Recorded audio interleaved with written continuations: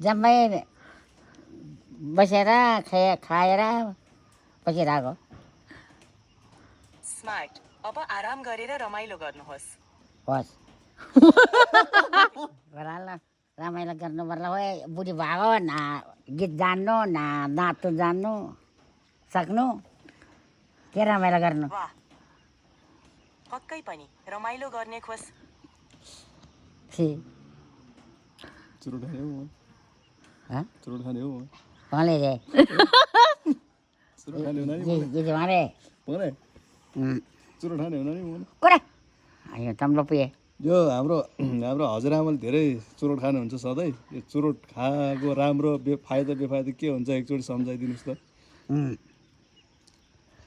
के भनौँ तान्छ पो धोका जाने आयो जान्छ पो अब मर्ने बेलामा छोड्न सक्दैन सुरोट छोड्न सजिलो नहुन सक्छ तर तपाईको स्वास्थ्यका लागि यो महत्त्वपूर्ण छ तपाईलाई सहयोग गर्न विभिन्न उपायहरू छन् जस्तै परिवार र साथीहरूबाट समर्थन वा स्वास्थ्य पेशेवरहरूको सहायता तपाई एक कदम अघि बढ्न सक्नुहुन्छ म बुझ्दैन